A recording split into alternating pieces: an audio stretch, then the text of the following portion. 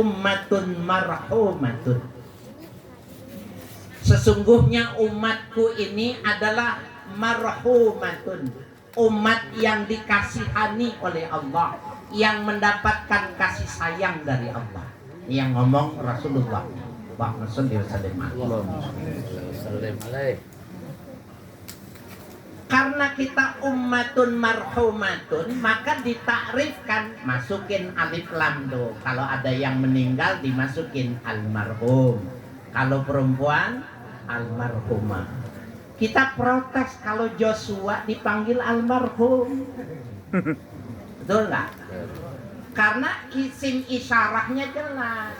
Ummatu hazihi, ummati hazihi, umatku ini. Joshua umat Nabi Muhammad bukan? Bukan. Jadi kita minta, dan saya sampaikan ya, agar supaya penyebutannya sebut dong mendiang Joshua, jangan almarhum. Almarhum itu punya kita.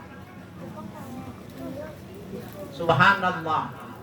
Kenapa kita bersikeras jangan mengatakan itu? Kita teruskan dulu hadisnya, ini menarik. Walaisa 'alaiha adzabun fil akhirah. Subhanallah. Umatku nanti di akhirat tidak ada yang diazab. Amin. Amin ya Allah. Wa azabuha fid dunya. Umatku kalau dia bersalah, kalau dia punya kesalahan, dia punya dosa, dibayar cash di dunia ini. Di akhirat enggak ada lagi urusan.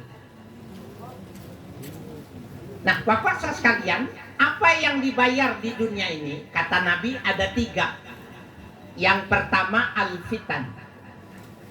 Umat Nabi Muhammad sebelum meninggal itu dikasih fitan. Fitan itu jamak dari fitnah. Cuma ini fitnahnya bukan fitnah bahasa ibu-ibu nih, bukan. Maksudnya bukan ibu-ibu sini, bukan. Bahasa ibu-ibu yang di pinggir laut sono. Mereka menyebutnya fitnah itu sesuatu yang diucapkan tanpa bukti, ya. Itu disebutnya dengan fitnah. Bukan yang dimaksud, bukan itu. Fitnah itu oleh ulama dikatakan kullu ma yumayizu halal insani min khairin wa syarrin. Fitnah itu sesuatu cobaan yang Allah berikan untuk dibedakan siapa yang dengan cobaan itu jadi baik dan siapa dengan cobaan itu jadi jelek. Kalau bahasa sekolah diuji itu ada yang lulus, ada yang tidak lulus. Sebelum meninggal dicoba dulu tuh. Kalau nggak lulus dicoba lagi sampai dia lulus sehingga meninggal, ya tidak disiksa lagi nanti di yaumil qiyamah. Yang kedua wazalazil, bumi goncang, gunung meletus, gempa, tsunami, itu cara membayar dosa yang diberikan kepada umat Nabi Muhammad sallallahu alaihi wasallam. Oleh karena itu Bapak Ibu sekalian, 300 lebih kemarin ya, dengan guncangan Cianjur itu, mereka itu orang-orang yang beruntung. Begitulah cara Tuhan bercinta kepada orangnya, kepada orang yang dicintainya. Begitulah Allah kalau mau menghapuskan dosa orang lain. Di dalam ayatnya jelas sekali, idza asabathum musibah qalu inna lillahi wa inna ilaihi rajiun. Orang Islam itu kalau terkena musibah membangun komitmen. Dia bilang kita dari Allah, kembali kepada Allah. Bagaimana Allah memberikan balasannya? Ulaika alaihim salawatum mir rabbihim wa rahmah. Maka Allah balas kepada mereka itu salawat minallah. Ma makna salawat? Hiyal maghfirah. Orang yang diberikan salawat oleh Allah itu maknanya diampuni dosanya. Amin. Ma makna rahmah? Apa artinya rahmah? Ayuskinuhumul jannah. Allah masukkan surga. Tuh korban gunung meletus, tsunami, ya, Cianjur dengan gempa itu, mereka itu diampusi dosanya, insya Allah langsung masuk surga. Amin. Habis ini aja. Jadi orang yang terkena musibah untung apa rugi kalau begitu? Untung. Untung. Bapak-bapak mau untung? Enggak. Kalau mau untung ya nanti ya. Saya nggak mau terusin, takut kabul. Lagi maulid soalnya ini. Bapak Ibu sekalian, yang ketiga wal qatlu. Umat Nabi Muhammad itu sebelum meninggal itu fitnahnya diantaranya itu pembunuhan, dibunuh, tabrak lari, salah tembak dan lain sebagainya sampai mati. Sekarang Bapak sekalian kasusnya anak muda, teman-temannya punya motor trail, dia pengen punya trail, bapaknya nggak punya uang, maka harapannya dapat warisan. Cuma warisannya boro-boro dia dapat, bapaknya umurnya panjang banget. Dia bosen kagak mati-mati juga, dia bunuh bapak itu. Anak sekarang nih modelnya. Padahal ketika dia bunuh bapaknya, dia haram mendapatkan warisan. Salah dia nggak ngaji dia. Bapak saudara sekalian, anak jangankan dia yang membunuh secara langsung, kalau dia jadi hakim, dia jadi hakim dengan jabatannya, yang jadi terdakwa bapaknya.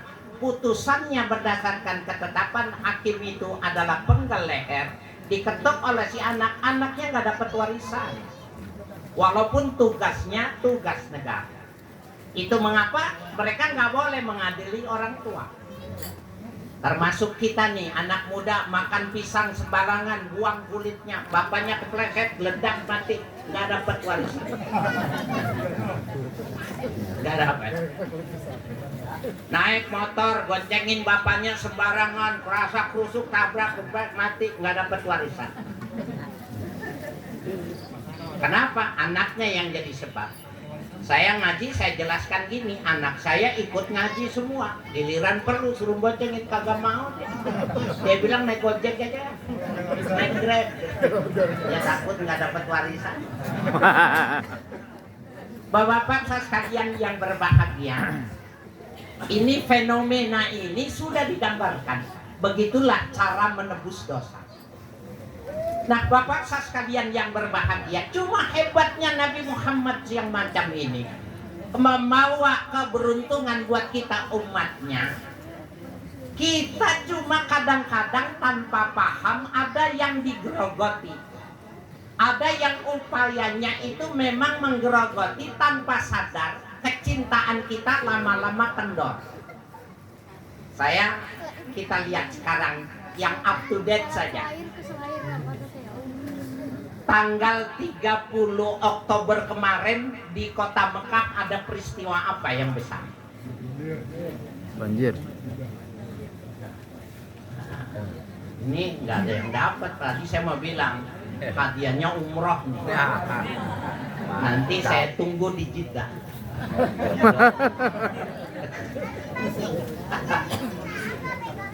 Itu mah juga bohong padahal. Bapak Ibu sekalian yang berbahagia, sampai hari ini masih diulang itu, bisa diseleksi itu, bisa dilihat bahwa tanggal 30 Oktober kemarin itu Saudi Arabia itu sudah ada Halloween. Tahun sebelumnya siapa yang merayakan Halloween pidana, tangkap, masukin. Tapi tahun 2022 Saudi Arabia yang jadi induk, yang jadi kiblat, karena memang Ka'bah adanya di sana, sudah bikin Halloween.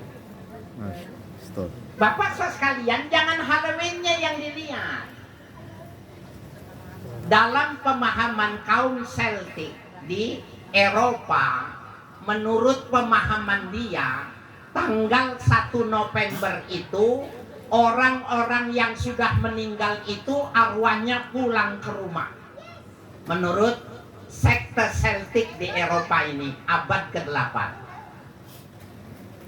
Karena tanggal 1 November dia pulang, arwah itu pulang ke rumahnya, maka tanggal 30 Oktober dia menampilkan sosok yang seram, pakai baju binatang, muka yang seram, supaya setan-setan yang jahat tidak ikut masuk ke rumahnya. Bagaimana caranya? Mereka menghidupkan lilin, menampilkan sosok yang serem. Maka sampai lewat jam tengah malam selama tanggal 1 November, arwah mereka pulang keluarganya masing-masing. Tuh, Bapak sekalian yang berbahagia ini, nih ada api yang dihidupkan sama dia karena menurut kepercayaannya bahwa dewa api itulah yang memberikan perlindungan. Surabaya kemarin meledak, kasusnya apa tuh? Kanjuruhan itu. Berapa? 130 orang mati.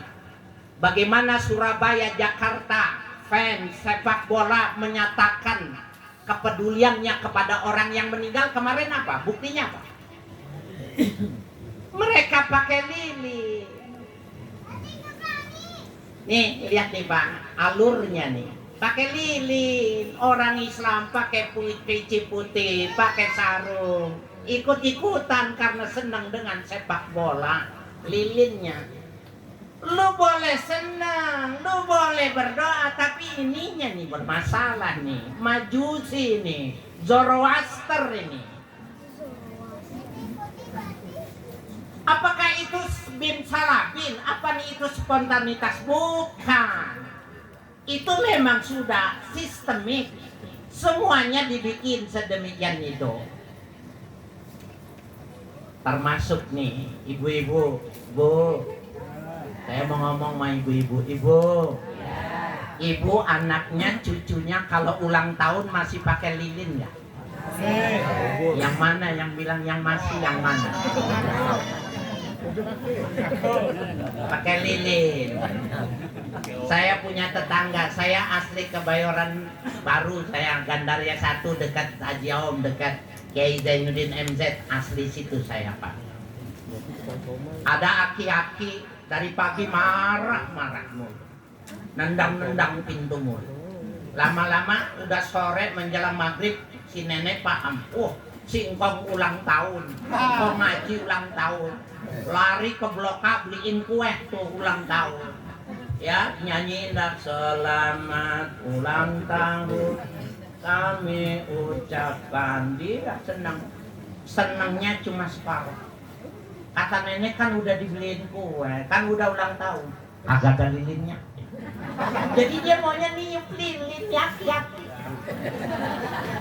Ampun gua. Bapak sekalian yang berbahagia, coba kita lihat ke belakang. Dulu negara adidaya itu bukan Amerika dengan Rusia, tetapi Persia dengan Romawi. Persia itu punya Zoroaster yang kita sebut dengan Majusi, menyembah api. Semua itu dikuasain, dilibas, ya, dieksploitasi oleh Persia. Maka agama-agama di Eropa pun yang sudah ortodoks maupun yang Protestan ulang tahun niup lilin. Belanda dipecundangi ketika dia merdeka masuk ke Indonesia, 350 tahun jajah Indonesia, orang Islam ulang tahun tiup lilin juga. Kira-kira nih ibu-ibu besok kalau ulang tahun anaknya, cucunya pakai lilin lagi nggak nih? Kalau bilang nggak, gua pulang. Nggak boleh sholatnya madhep kiblat Allahu Akbar. Allah Maha Besar. Giliran pengen panjang umur, banyak rezeki, tiup api. Itu pada Zoroaster begitu. Kalau seandainya dia minta panjang umur, banyak rezeki, ditiup mati, itu diterima oleh Zoroaster. Masa sholatnya madhep kiblat, tiupnya lilin?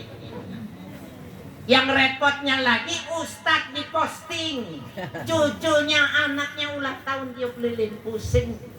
Kenapa? Nggak ngerti sejarah. Nah, oleh karena itu Bapak sekalian yang berbahagia, sejauh mana ini tentang api? Ketika Rasulullah di kota Madinah, agamanya semakin berkembang. Orang Yahudi itu nggak suka dengan Nabi Muhammad.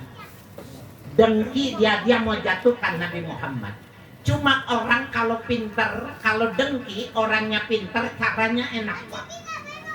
Coba orang jelek, tidak punya pendidikan, tidak punya pengalaman yang bagus, kalau dengki dia bunuh, dia racun, digembesin supaya kecelakaan. Itu orang jahat. Itu orang jahat tapi latar belakangnya bodoh. Kalau orang pinter tidak begitu. Husain ini tokoh agama Yahudi, ulama besar dari kalangan Yahudi. Waktu dia melihat umat Nabi Muhammad tambah banyak, maka dikumpulkanlah orang yang ada di kota Madinah. Orang Yahudi, Nasrani, orang agama-agama lokal dikumpulkan semua. Nabi Muhammad diundang. Nabi Muhammad disuruh berdiri, ditanya, "Ya Muhammad, Allahumma shalli wa sallim alaihi, inni sa'ilun an salatin la ya'lamuhunna illa nabiyyun."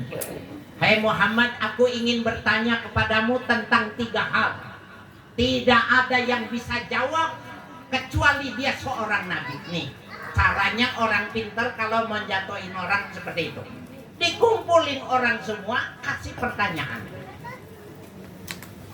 Apa yang pertama yang ditanya? Ma awwalu ta'amin ya'kuluhu ahlul jannah. Makanan apa yang dimakan oleh penduduk sorga pertama kali dia masuk sorga? Bapak, Ibu sekalian, mudah-mudahan kita masuk sorga, amin. Amin. Ketika masuk sorga, Bang Joy ditanya, perdana ini makannya apa? Tulisannya apa, Bang Joy? Makan apa pertama kali di sorga? Goldi. Sop.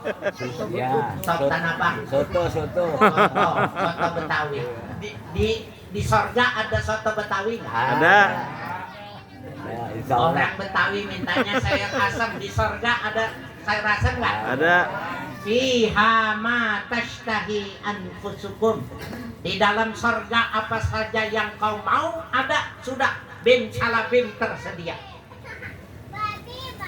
Cuma yang ditanya kepada Nabi Muhammad, yang dimakan pertama kali penduduk sorga itu makanannya apa? Ada yang bisa jawab? Kalau ini 3 pertanyaan bisa jawab, hadiahnya umroh. Nanti saya mintain sama Ustadz Sarifudin. Masa dekat sama Ustadz Lutfi minta 1 aja nggak bisa. Yang kedua, ini konteks pembicaraan kita nih. Ma'awwalu asyratis sa'ah. Ya Muhammad, Allahumma shalli wa sallim alaihi. Apa instrumen datangnya hari kiamat itu apa? Kalau orang bertanya kapan kiamat, itu bukan orang pintar. Orang Yahudi Nasrani tidak akan bertanya itu. Kenapa? La ta'tikum illa baghtah. Kiamat itu nggak datang kecuali sekonyong-konyong. Tapi yang dia tanya itu instrumennya, apa sebabnya. Dan yang ketiga, beliau ditanya oleh Husain ini, ma balul waladi yanza'u ila abi au ila ummi. Faktor apa seorang anak ketika dilahirkan mirip sama bapaknya? Apa yang menjadi sebab ketika dia lahir mirip sama ibunya? Inilah dasar rekayasa genetikanya. Hadis ini. Bapak sekalian, Ibu, nanti malam kalau udah tidur coba lihat anaknya pakai baterai. Oh, ternyata mirip sama bapaknya. Pegang dada kita, alhamdulillah ini memang anak gua. Bapak lihat ternyata mirip sama ibunya, alhamdulillah. Bapak, kalau anak Bapak lihat ternyata mirip sama tetangga, Bapak mesti persoalkan bini Bapak. Kalau Bapak kerja mainnya kemana dia? Kenapa? Rekayasa genetika itu ada jejaknya, bisa diteliti.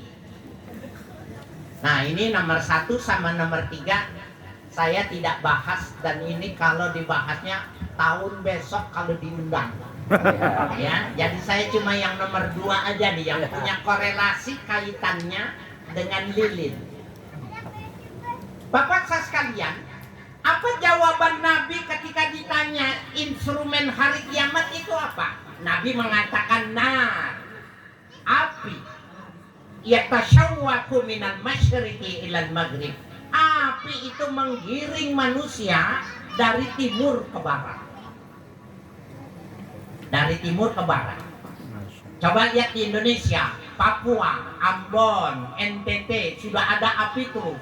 Belum yang membesar, orang pindah semua ke Jawa. Udah ada belum? Berarti kalau belum ada berarti kiamat masih jauh dong. Hati-hati, bukan anak laisa bimaknal kalimah. Yang dimaksud dengan nar adalah budaya.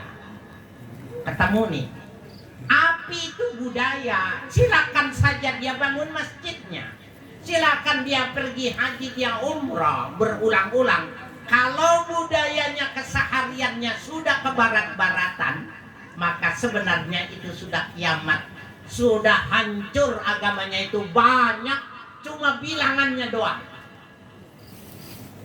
Mana buktinya bilangan doang? Bapak sekalian, saya bukan kampanye nih, cuma ngasih tahu. P3, PKB, PAN, PKS, PBB, 5 nih kalau bergabung kira-kira bisa dikalahkan tidak? Ini nggak semangat nih, gua ngomong nyampe keringetan. Kalau 5 partai ini jadi satu, bisa dikalahkan nggak? Tidak. Nggak bisa. Kenapa tidak bisa bersatu?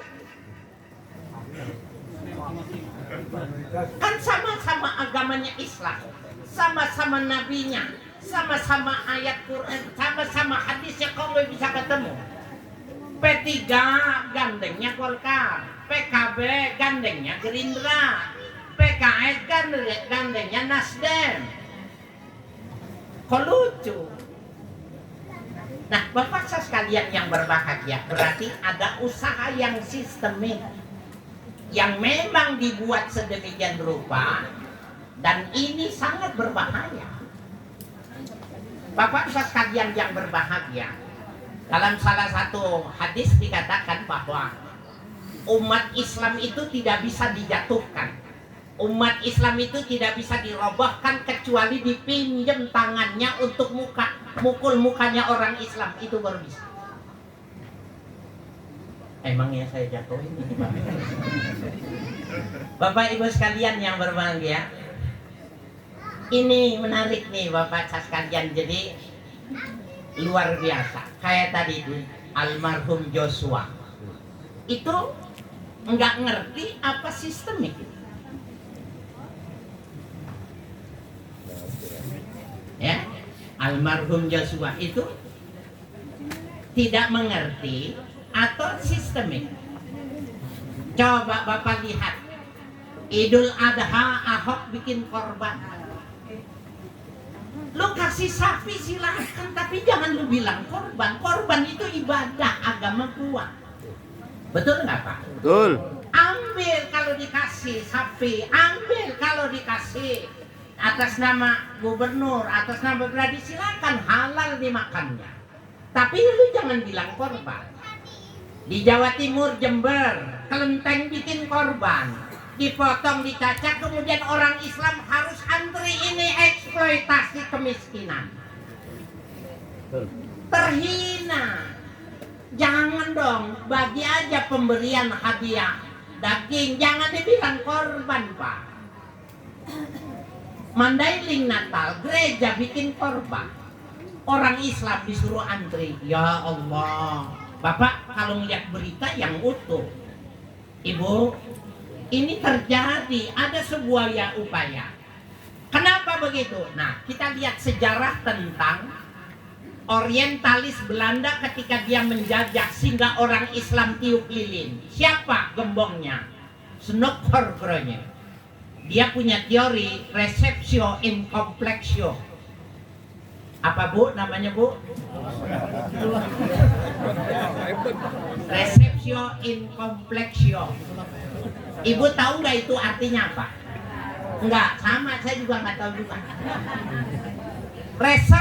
Receptio in complexio adalah sebuah pemahaman apabila sebuah hal yang dilakukan secara terus-menerus maka berurat berakar, itulah adalah hukum adat setempat. Receptio in complexio. Kalau orang menikah pakai baca Quran, ada serah-serahan, ada khutbah nikah, ada ijab dan qabul sudah puluhan tahun, itu bukan hukum Islam, itu hukum adat setempat. Dikaburin nih. Maka penggunaan istilah-istilah keagamaan dari Snokholmnya sudah dilakukan. Jadi bukan cuma Joshua almarhum, dari dulu memang begitu. Bapak sekalian yang berbahagia, siapa nih Snokholmnya? Orientalis Belanda yang ketika dia mau merusak Jawa, maka dia pergi dulu ke Mekah. Ganti nama Abdul Jabbar, profesinya dokter mata. Dia belajar bahasa Arab, dia ngerti bahasa Arab, bahkan dia bisa menerjemahkan kitab Al-Iqna dalam 3 bahasa. Bahasa Prancis, bahasa Belanda, dan bahasa Inggris. Hebat nggak tuh? Orientalis Belanda, kitab Al-Iqna Syafi'i, dia bisa terjemahkan. Tetapi ketika dia belajar Islam itu untuk merusak Islam, teori itu yang dipergunakan, receptio in complexio. Kalau orang yang lidahnya keselio susah tuh Pak. Ya, saya aja ngapalin 3 bulan nih mau ceramah sini nih. Receptio in complexio. Bapak Ibu sekalian yang berbahagia, nah inilah yang sebenarnya ada di sekitar kita. Ini yang membuat kita lama-kelamaan itu sebenarnya lupa. Ya, lupa. Sekarang nih Bapak Ibu sekalian, tadi kata Nabi, ya kata Nabi itu budaya. Kita lihat sekarang. Saya tadi di Bintaro ini ada keluarga minta nasihat perkawinan. Ketika nasihat perkawinan, waktu nikah dikatakan dengan mas kawin 20 gram tunai. Berapa gram Pak? 20 gram. Waktu dia sudah selesai diserahkan itu mas kawinnya, yang diserahkan ke perempuan berapa gram? 20 gram. Berapa ya diserahin sama istrinya berapa gram? 10. Karena jadi cincin 2. Itu namanya borok sikut. Tadi sudah bilang dengan mas kawin 20 gram, ditulis 20 gram. Tapi ternyata yang diberikan kepada yang perempuan berapa? 10 gram. Pertama, orang laki kagak boleh pakai emas. Jelas? Yang kedua, Bu, itu budaya bukan budaya Islam. Kalau saya, anak saya bilang 20 dikasih 10 kagak jadi. Lutang. Lah ngomongnya 20 gram. Betul apa benar nih? Nah, jadi Bapak saya sekalian, coba kita perhatikan banyak yang dirubah. Tapi perubahannya itu bukan masjidnya dibom. Perubahannya itu bukan orang Islam kagak boleh ke masjid. Bukan pesantren yang nggak boleh dibuka, budayanya yang dirubah. Maka sebenarnya nanti Islam banyak tapi nggak punya kekuatan. Caranya merubah, dan itu Nabi yang mengatakan. Oleh karena itu Bapak sekalian yang berbahagia, ya perlu kita pahami ini, perlu kita yakini ini, perlu kita besar-besarkan ke dalam peringatan Maulid Nabi ini. Ayo Bapak perhatikan ini. Itu semuanya garisnya itu kelihatan Pak. Kalau orang yang cerdas, orang yang meneliti tentang ya bagaimana gerakan-gerakan budaya, kulturisasi itu kelihatan Pak. Dengan budaya dakwah itu bisa dilakukan. yang semacam itu. Bapak sekalian, kita kan sedih ya kalau orang terlalu vulgar mengatakan bahwa korban Cianjur itu karena ada kristenisasi di Anjur. Ya, ada orang langsung menghubungkan semacam itu. Mohon maaf Pak, bukan di situ tempatnya. Kristenisasi dari dulu itu tempatnya itu di Salatiga. Ketika Salatiga sudah berhasil pindah ya ke Jawa Barat sini dekat Cirebon. Lupa saya namanya. Bukan Kuningan, dekat Kuningan. Bukan Cirebon, dekat Cirebon. Bukan Ciamis, Majalengka. Betul. Untung tadi gua nggak bilang mendapat hadiah ada yang benar, ada yang tahu lagi. Saya termasuk belajar di Majalengka Pak, lama 2,5 tahun di atas Gunung Herang. Sehingga saya walaupun orang Betawi ngajar ya belajar pakai bahasa Jawa saya